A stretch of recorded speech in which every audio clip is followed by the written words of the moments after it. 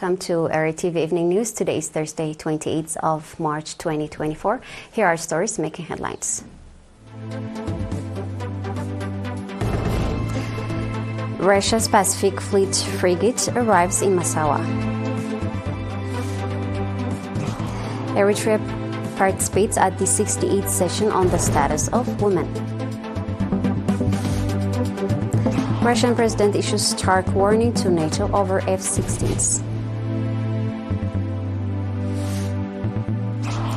U.S. guns pour into Haiti, fueling surge in violence.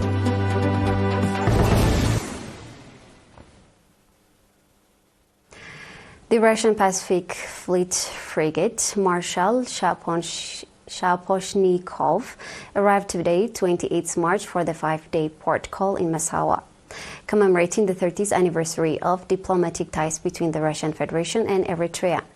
Upon its arrival at the Masawa port, the naval frigate was warmly welcomed by Eritrea's Navy. The welcoming ceremony was attended by senior government officials, commanders of the Eritrean Defense Force, and Mr. Logor Mozgo, the ambassador of the Russian Federation to Eritrea.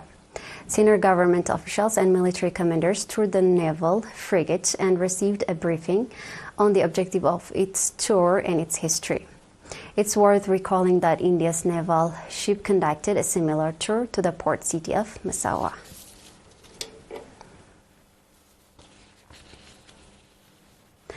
An Eritrean delegation led by Mrs. Taha Tesfa Mikael, president of the National Union of Eritrean Women, has participated in the 68th session of the Commission on the Status of Women. The session took place at the United Nations headquarters in New York from 11th to 22nd March.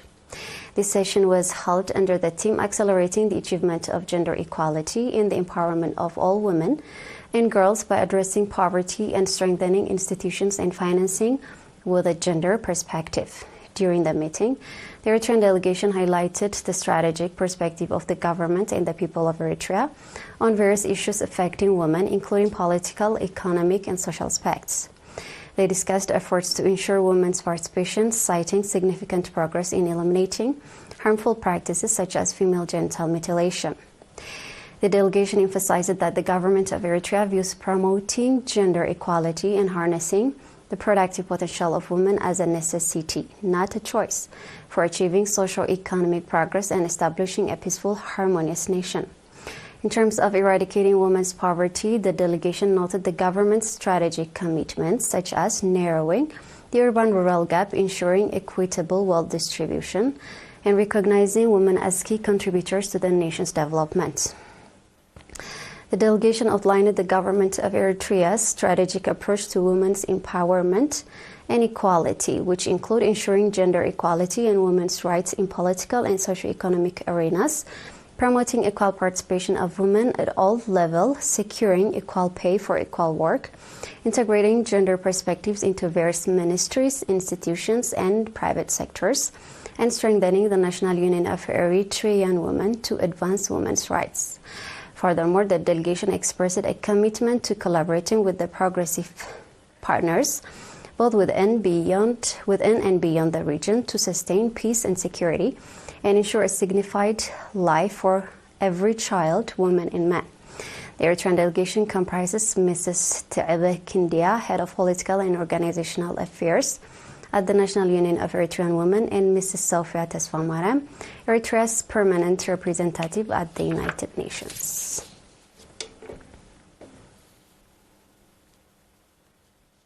We are live on ERi-TV. Stay tuned for international news.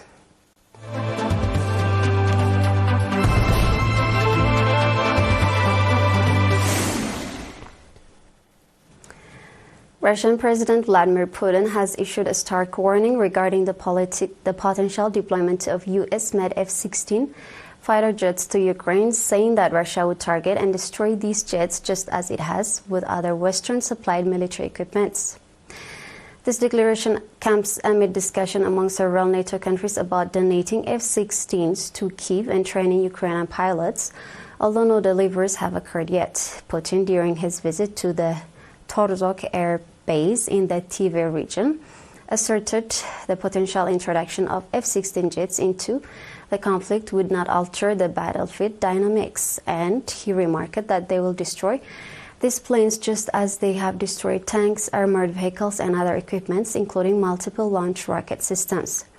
His comments underscored Russia's commitment to countering what it views as an unacceptable escalation in the ongoing conflict in Ukraine, F-16s as legitimate targets.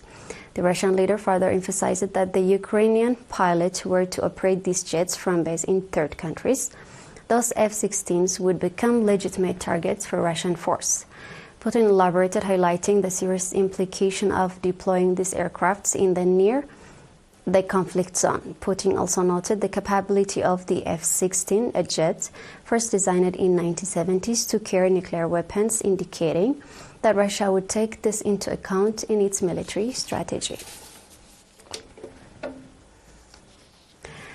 In Haiti, more than 2 weeks after the country's prime minister resigned following a surge of violence in Port-au-Prince, details of the Presidential Transitional Council have still not been revealed. One of the challenges this council will have to face is the illegal trafficking of guns, which has powered the gangs which have taken over. Some people managed to escape Port-au-Prince, a city now torn apart by armed gangs and political chaos. Most of the violence gripping Haiti is centered in the capital. The UN estimates 80% of it is now controlled by gangs. For a country that does not manufacture weapons, a UN report in January found every type of gun was flooding Port-au-Prince. High-powered rifles such as AK-47s, 9mm pistols, sniper rifles, and machine guns. The weapons are fueling the staggering surge in Haiti's gang-related violence. There is no exact number for how many trafficking firearms are currently in Haiti. The UN report said some estimate put it at 500,000 legal and illegal weapons here as of 2020. It reported that guns and ammunition were being smuggled in from land, air, and sea from U.S. states such as Florida, Texas, and Georgia.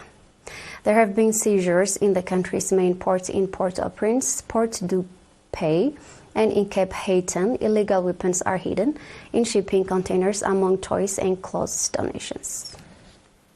Before we go, we have a quick recap of the top stars.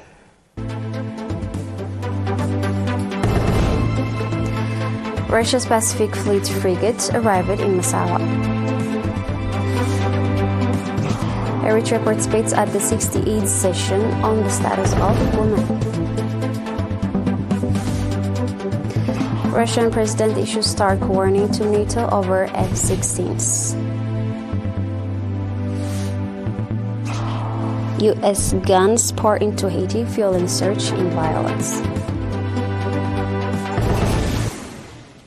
And that wraps up our news broadcast for this evening. Thank you for being with us.